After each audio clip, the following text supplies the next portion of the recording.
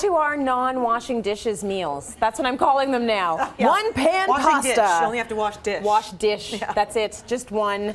So you start with the water in the pan for the pasta. Put your hat on because you need to hold on to your hat for this. Ooh, it's a good one. Honestly, this we kind of blew it out of the park with this one. Oh my gosh, I'm impressed already. This is all made in one pot. Okay, so I put the water in. I put the water in. It's just 4 cups of water, a can of diced tomatoes. And does this need to be boiling or anything at this point? No. I just turned it on just the beginning of the segment. Okay. Oh wow, no she didn't. Oh yes she did. Okay. Get rid of that, would you? Just put it all in there. Pound of pasta. Gonna do some basil. Can you really just slap it in like this at home and it's gonna be all fine? It's gonna be all fine. I love this so much. Big lump of butter.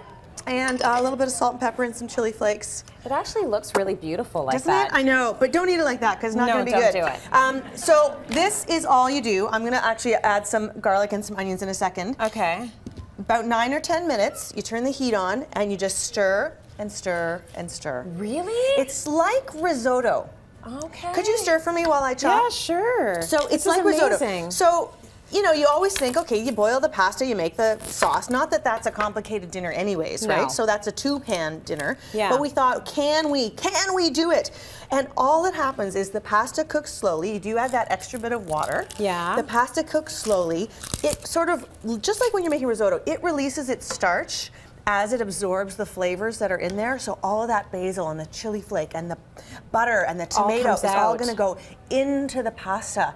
And the pasta's gonna release its starch and it's gonna become creamy and rich. Ooh, yeah, right? Yeah. So you just keep going with that. Now, in the real world, would you have added the onion and the garlic beforehand, or does it not even matter? I would add it kind of now, because what's happening now is that everything is coming up to temperature. Yeah. So it's all gonna come up to a boil. And that's kind of the magical temperature, because water has to be boiling in order for the pasta to cook. Right. And so it's going to boil, and it's going to just sort of slowly simmer. But as that is happening, why not get started while you're doing your chopping? You know, because the water needs to get hot, and the tomatoes need to get hot. So they go in. That's just 1 onion, a couple of smashed garlic cloves. I'm going to throw them in whole because I'm crazy that way. You're just a nut. I actually like eating whole garlic. Woman. I know I'm crazy, but you know it keeps me healthy, doesn't it? So you can do this now.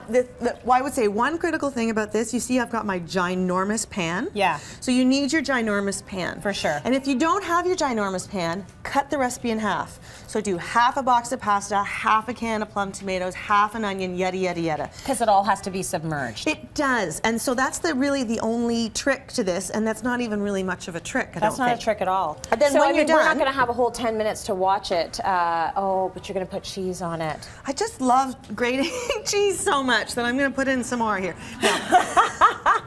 On the finished one, I have to tell you, my child now refuses orange cheddar and only asks for mummy cheese. Good boy. Which is Parmesan. That's a good boy. Oh yeah, it's an expensive boy. Yes, it is. Anyways, you're going to love this. It is creamy. It's going to blow your mind. Amazing. Beautiful. I love this idea.